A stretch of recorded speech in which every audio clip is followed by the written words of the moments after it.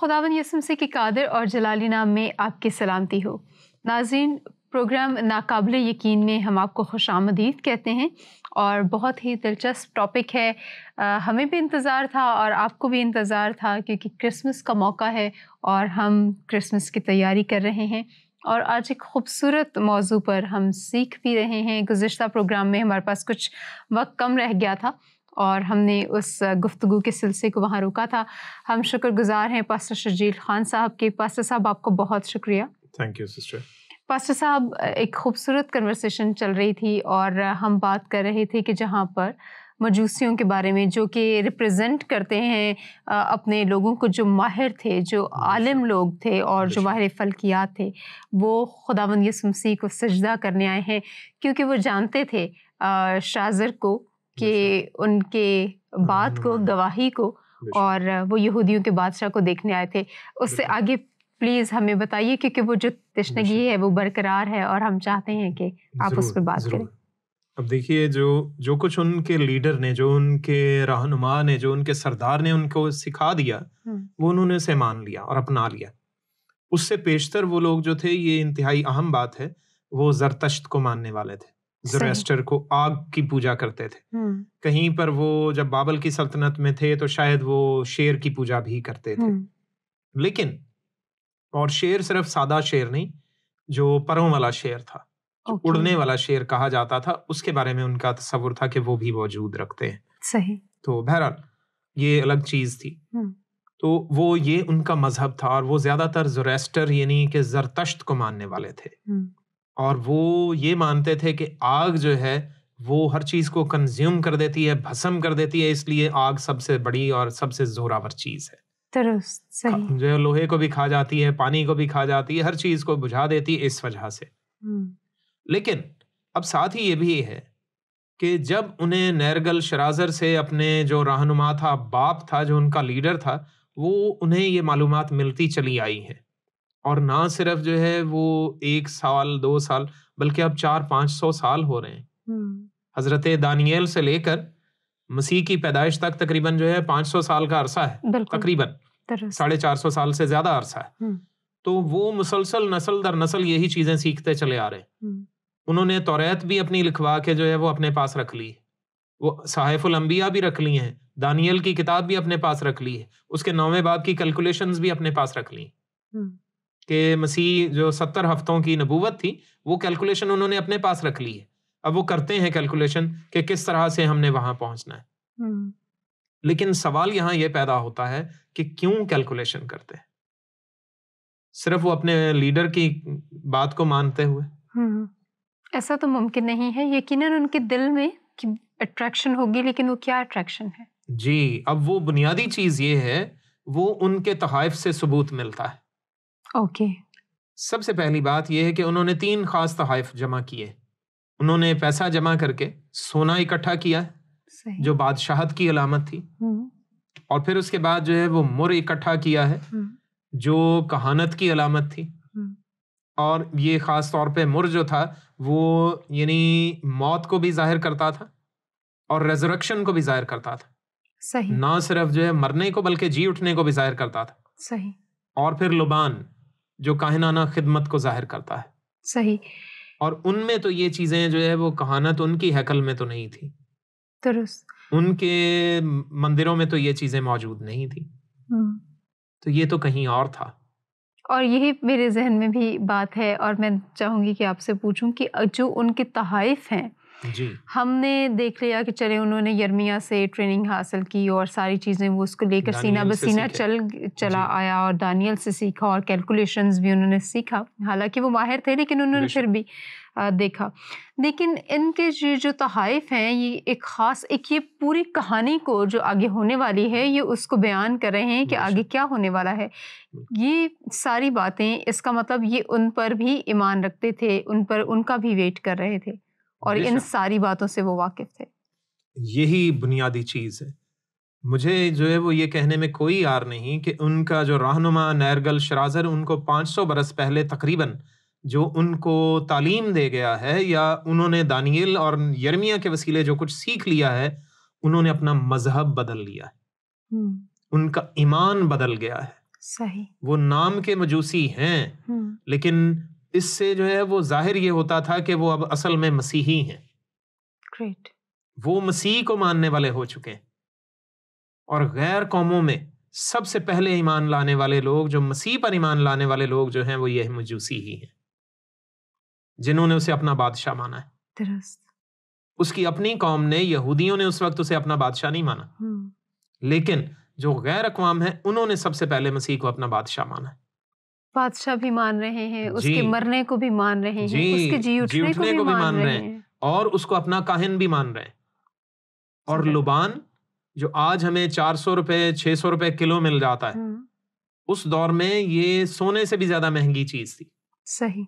और उन्होंने लुबान के लिए ट्रेवलिंग की है, और लुबान इकट्ठा करते करते उन्हें काफी अरसा लगा है। सही। और वो कैसे लगा है कि उन्होंने अपने फारस के इलाके से या बाबल के इलाके से उन्होंने ट्रेवलिंग शुरू की है, तो वो इंडिया तक आए हैं। सही। क्योंकि लुबान ज्यादातर जो है वो उस वक्त इंडिया में ही अवेलेबल होता था। ओके। तो उन्होंने इंडिया से वो लुबान खरीदा है। सही। यानी ये बरे-सगीर हिंदो पाक से उन्होंने ये लुबान खरीदा है। ठीक। और ढेर सारा लुबान जमा करके वो वहां पहुंचे। तो फिर जो है वो मसीह को मिलने के लिए जाते। उन्होंने उसे अपना खुदा माना है, उन्होंने उसे अपना बादशाह माना है, और उन्होंने उसे अपना काहिन माना है, जो उनकी जगह पर होकर उनकी शिफात करेगा। जबरदस्त। तो ये सब कुछ उन्होंने हैकल की तालीमात जो थी, तौरात में थी, जो सहाइफुल अंबिया में थी, उनको स्टडी किया है और उसको रटा है अच्छी तरह से, उसकी बारीक बीनी से उनको समझा है। इसलिए उन्होंने उसे ये खुदा माना है, इसलिए उन्होंने उसे अपना बादशाह और काहिन भी माना है। दुरुस्त। और मुस्तकबिल का बादशाह उन्होंने उसे माना है, क्योंकि वो अपने मुल्क के बादशाह को छोड़ कर आए और सिर्फ एक बच्चे को सजदा करने आए। बच्चा 2 साल का है, 3 साल का है, इससे बड़ा नहीं। दुरुस्त। तो वो उस वक्त वहां पहुंचे हैं जब वो बच्चा 2-3 साल का है, उसकी माँ के साथ अपने घर में है, ना के चरनी में। तो वो उस वक्त वहां उसे मिलने के लिए आए। तो जब वो आते हैं, वो उसे आकर सवालात ही वो ये कर रहे हैं। सितारा उनकी रहनुमाई कर रहा है, वो एस्ट्रोलॉजी में, एस्ट्रोनॉमी में माहिर हैं, तो वो माहिर फल्कियात हैं, इस वजह से उन्हें सफर करने में मुश्किल नहीं। तो वो वहां पर ये नक्शा बनाते हुए पहुंचे हैं एक तरह से। तो उन्होंने आकर यहाँ यरूशलेम में पूछा है कि भाई यहूदियों का बादशाह जो पैदा हुआ है वो कहाँ है? हम तो अपने इलाके से आए हैं। क्यों आए हैं? ताकि उसे सजदा करें।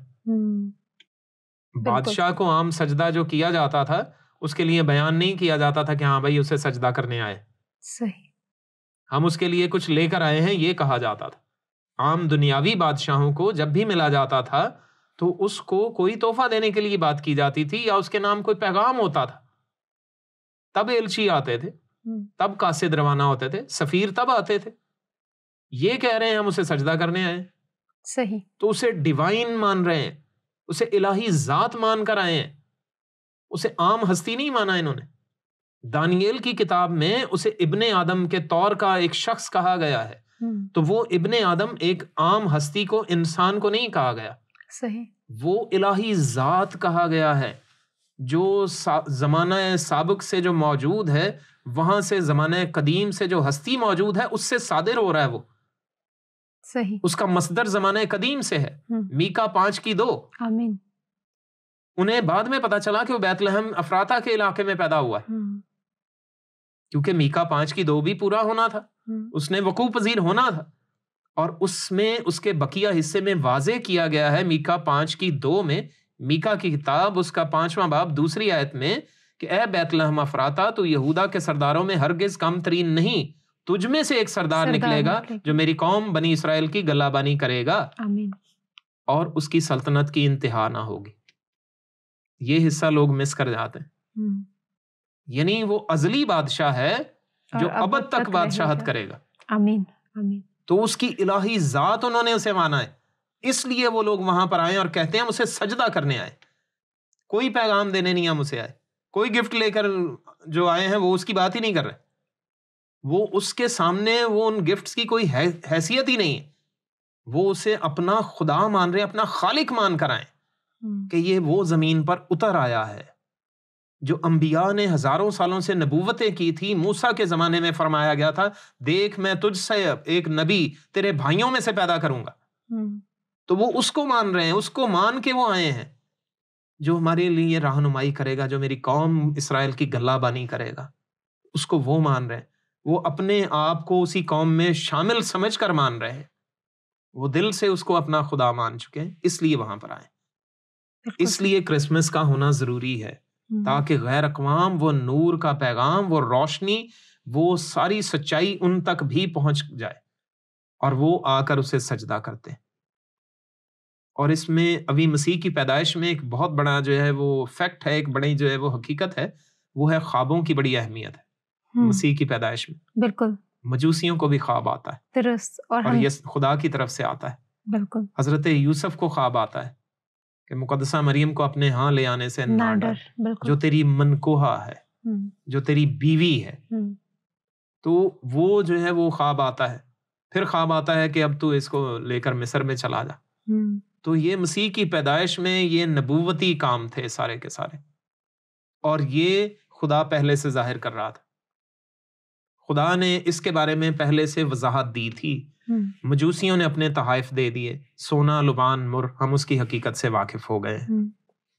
अब खुदा के जो है वो बेटा उसे कहा जाता है। क्यों कहा जाता है? उसकी पैदाइश का जिक्र क्यों किया जाता है? खुदा ने हजरत मरियम से हरगिज हरगिज, खुदा ना करे खुदा ना करे, कभी कोई शादी का कोई काम नहीं किया, हरगिज नहीं है। ये फजूलियात है। इलाही जात के बारे में सोचना भी गलत है। ये दरअसल जो है कुफर के मुतरादिफ है मेरे नजदीक। बिल्कुल ऐसा ही। और किसी भी कौम को ये हक नहीं पहुंचता कि बाइबल मुकद्दस का मुताला किए बगैर वो ये इल्जाम मसीहियों पर आयद कर दें। और खुदा की जात पर वो इल्जाम आयद करते हैं, मसीहियों पर क्या इल्जाम है? ये तो जो है वो खुदा के कलाम और खुदा की जात पर इल्जाम के डायरेक्ट जो है ये मुशाबे बात है। बहरहाल, तो ये हमें चाहिए कि हम इसका मुताला कर लें अच्छी तरह से, या पूछ लें जो है वो कि किस तरह से है। बेशक। खैर, अब वो इस वजह से है कि खुदा की जात जाहिर हो सकती है इंसानी रूप में। इसके बारे में पुराना अहदनामा भरा पड़ा था कि खुदा की जात जाहिर हुई है। खुदा ने मौजज़ाना तौर पर इस चीज का सबूत दिया था, एक बार नहीं कई बार। सबसे पहले हम हजरत अब्राहम की मिसाल ले लेते हैं। वो गर्मी का टाइम है, वो अपने खैमे के जो है वो सामने वाले हिस्से में इस्तकबालिया में मौजूद थे। उनकी आदत थी कि वो धूप में, जो बेयाबानी इलाका है वहां पर लोग जो है वो सफर करते हैं, तो उनके लिए वो देखते रहें कि किसी को जरूरत हो पानी की, खुराक की, कोई बीमार ना हो जाए सफर के दौरान, तो इस तरह से वो बैठते। अब उनके जो खैमे लगाए जाते थे वो दोहरे बनाए जाते थे, उसकी दीवारें डबल होती थी। सही।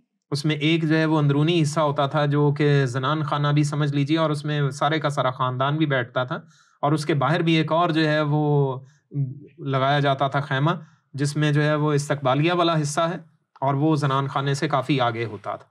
सही। तो जब इनके पास ये लोग पहुंचते हैं, ये 3 अफराद जो हैं वो वहां पहुंचे, और वो इंसानी रूप में है, उसमें से एक खुदावंद है। आमीन। तो खुदा वहां पर अपने आप को इंसानी रूप में जाहिर करके वो सबूत दे रहा था कि आइंदा भी मैं ऐसे कर सकता हूं। बिल्कुल सही। उसे कहता है कि आने वाले वक्त में इसी मौसम में तेरे यहाँ बेटा पैदा होगा। हजरत सारा से यही कहा गया था। तो वो हंसी खुशी से जो है वो हंस पड़ी कि ये मेरे लिए हंसी की बात होगी, खुशी की बात होगी। तो वो उनका बेटा जो पैदा हुआ उसका नाम यिज़हाक या इज़हाक है, जिसके माना ही हंसी या खुशी है। तो खुदा ने एक बांझ औरत को बेटा दिया। तो खुदा मौजज़ात का खुदा है, वो अनोखे काम कर रहा था ताकि आगे मौजज़ा जो करने जा रहा है, जो अपने बेटे को इस दुनिया में इंसानी रूप में भेजने जा रहा है, कुंवारी से पैदा करने जा रहा है, जो यसाया के वसीले नबूवत हो चुकी है, उसका सबूत जो है मानने में लोगों को दिक्कत ना हो, कोई परेशानी ना हो। इसलिए वहां पर यह हुआ। ना सिर्फ अब्राहम, उनके यहाँ बांझपन था, उनकी बीवी बांझ थी, बल्कि उनके जो बेटा हुआ इज़हाक, उनकी आगे बीवी जो है रिबका है, वो भी बांझ है। और उसके बाद जो उनका पोता है याकूब, उसकी बीवी राखल जो है वो भी बांझ है। तो ये तो नस्ल दर नस्ल बांझ चले आ रहे हैं। लेकिन खुदा ने अब्राहम से क्या वादा किया? मैं तेरी नस्ल को समुद्र किनारे की रेत की मानंद बढ़ाऊंगा, आसमान के सितारों की मानद बना दूंगा। खुदा के लिए कोई मुश्किल बात? खुदा ताला है वो हर चीज का बनाने वाला है। यानी मैं या आप या साइंटिस्ट से मैं बात कर रहा हूँ कि वो मुझे ऐसी वैसी डिजाइन करके दिखा दें और ढेर लगा दें समुद्र किनारे रेत, उतनी ही रेत बनाए जितनी है किनारे पर। तो उसने तो इतने समुद्र और इतने किनारे हैं, सहराओं में जो रेत है तो वो सारे जर्रात से वाकिफ है। उनका बनाने वाला खालिक वो है। तो ये सबूत उसकी मौजूदगी का है, उसके वजूद का है, और उसकी वजह से कायनात मौजूद है। ये सारी मौजूदात उसके मौजूद होने से हैं, और उसने इसीलिए ये बेटा भेजा है ताकि वो अपना सबूत दे दे। दुरुस्त। उसने अपने बेटे को कुंवारी मरियम से इसीलिए पैदा किया। हजरत इसहाक की बीवी रिबका बांझ थी, उनके 20-25 साल के बाद उनके यहाँ औलाद हुई। उन्होंने दुआ की, वो उनसे दुआ कर रहे हैं खुदा ताला से कि खुदाया हजरत इसहाक जो है वो अब्राहम को तूने औलाद बख्शी, यानी कि मेरे बाप को तूने औलाद बख्शी, मैं बख्शा, यानी बेटा इसहाक ही पैदा हुआ था, तो उसके बाद जो है वो मुझे भी औलाद अता फरमा। खुदा ने उनको 2 बेटे दिए, हजरत ईसाऊ और हजरत याकूब।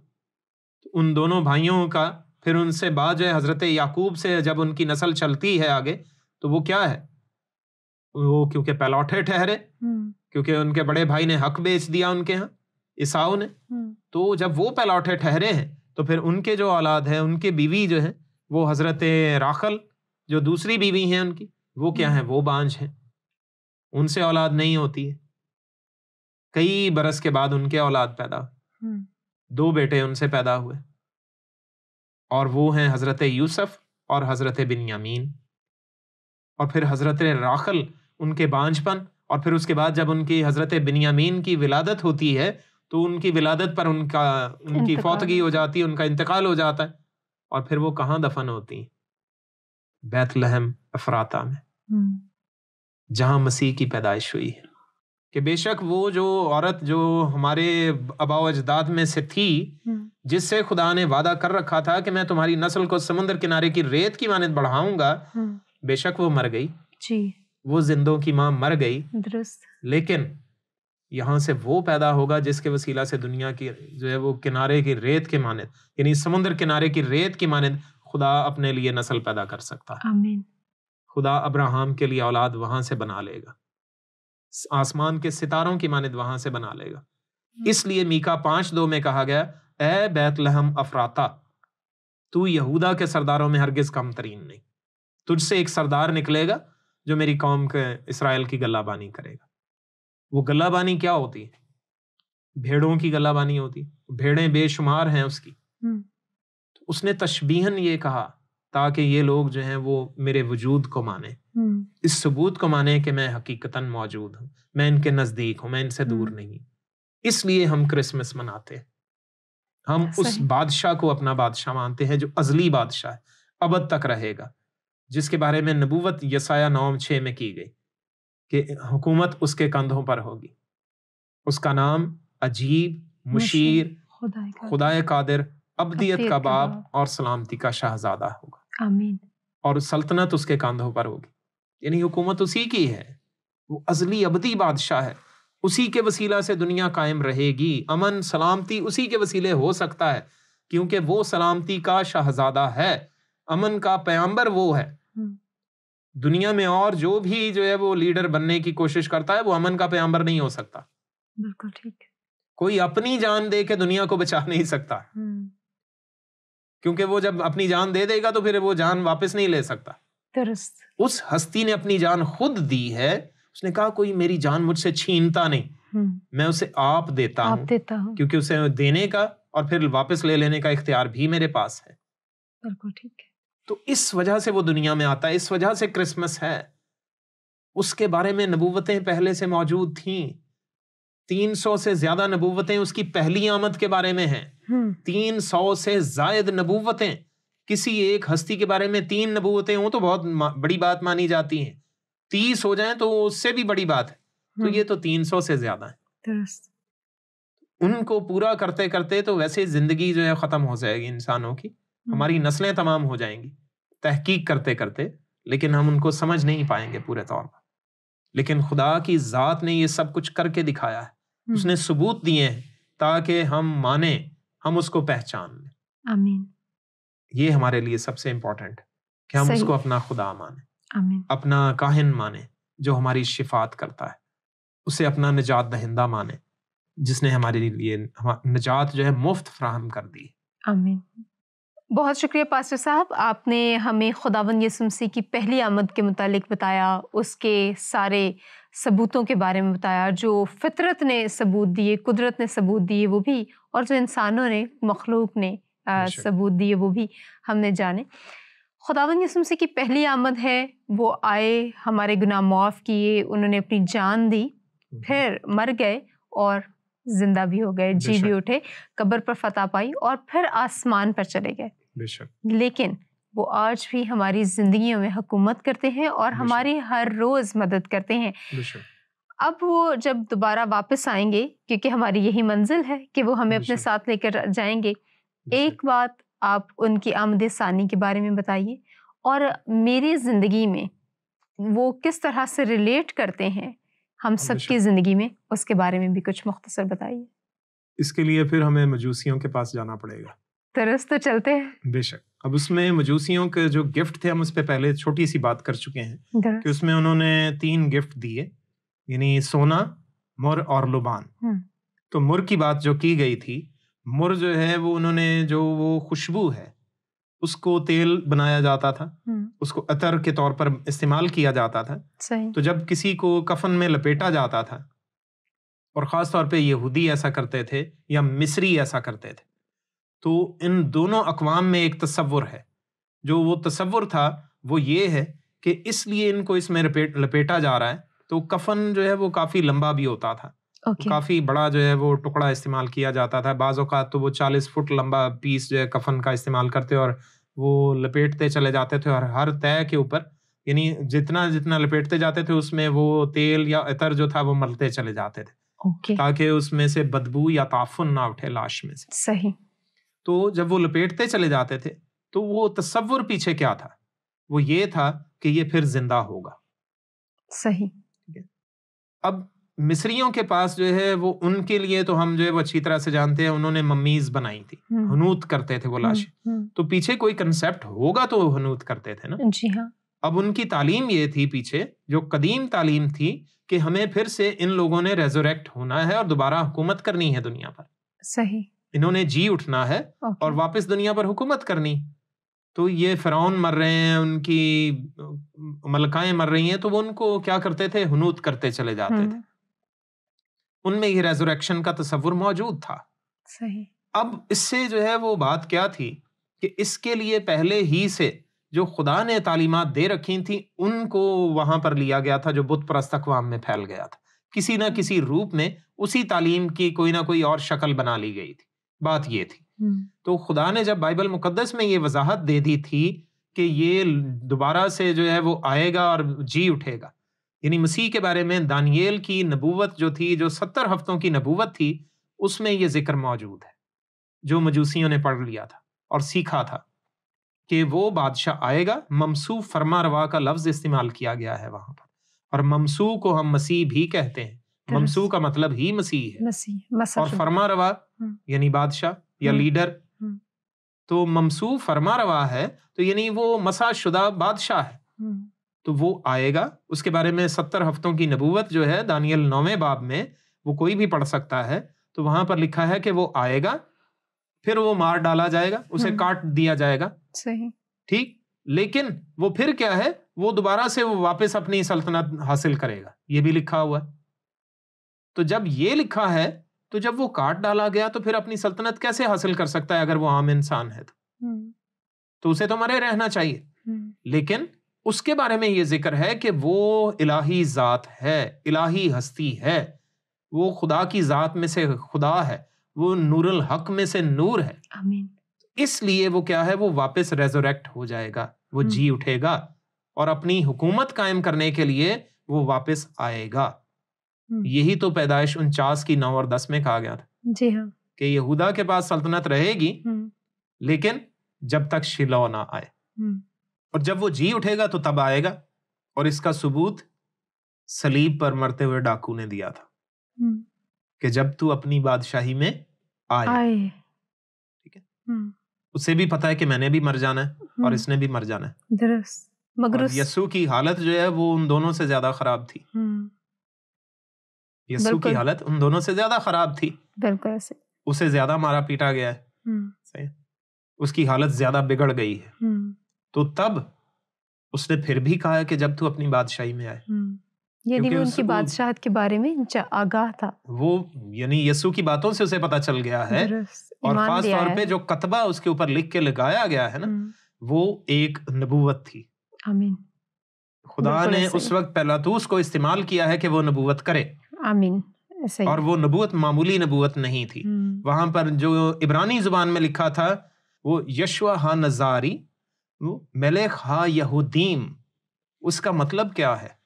यहूदी लोगों ने जब ये इब्रानी जुबान में पढ़ा तो वो क्या था, उन्हें वो पहले जो लेटर्स थे उन्होंने उसका एक्रोनिम देखा कि ये क्या है। इसमें तो एब्रीविएशन जब उन्होंने निकाली तो यशवा का ये निकाला उन्होंने, हा का हे निकाला, ठीक है, और वे मलेख का वाव निकाला, और आखिर में हा जो था वो उसका हे निकाला, तो वो बन गया यहोवा। तो वो यहोवा बन गया कि ये तो यहोवा सलीब पर लटका हुआ है। और यहोवा ही वो चिल्ला उठे कि ये कतबा बदल डाल, बिल्कुल इसका नाम चेंज कर। तो इसने कहा कि मैं यहूदियों का बादशाह हूं, ये लिख। उसने कहा जो लिखा सो लिखा। ठीक है, अब ये नहीं बदल सकता।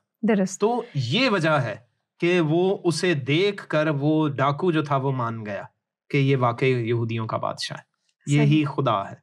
तो जब तू अपनी बादशाही में आए तो मुझे भी याद रखना।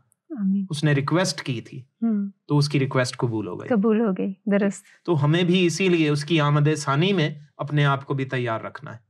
जैसा उसने कहा है वैसा हर्फ बहर्फ पूरा होता चला जा रहा है और पूरा होगा। मुकाशफा की किताब भरी पड़ी है, हमें उसको पढ़ना है, और ताकि हम जान सकें कि मुस्तकबिल क्या होगा। हमें उस पर ईमान रखना है, उन मजूसियों की तरह जिन्होंने उसे अपना खुदा माना, अपना बादशाह माना, उसे अपना काहिन माना, अपना निजात दहिंदा भी माना। हम भी उसे अपना निजात दहिंदा मानते हैं, और माने सब लोग उसे अपना निजात दहिंदा माने और उसे अपना बादशाह माने, उसे अपना खुदा माने, ताकि वो आए तो अपनी बादशाही में हमें भी लेकर जाए। God bless you. तो फिर हम सेलिब्रेट करते हैं सब लोगों के साथ मिलकर, अपने व्यूवर्स के साथ भी मिलकर, और हम एक खूबसूरत सा छोटा सा केक काटते हैं ताकि हमारी खुशी का इजहार हो। और जी पास्टर साहब, प्लीज़ आपसे हमारी रिक्वेस्ट है कि आप केक काटें।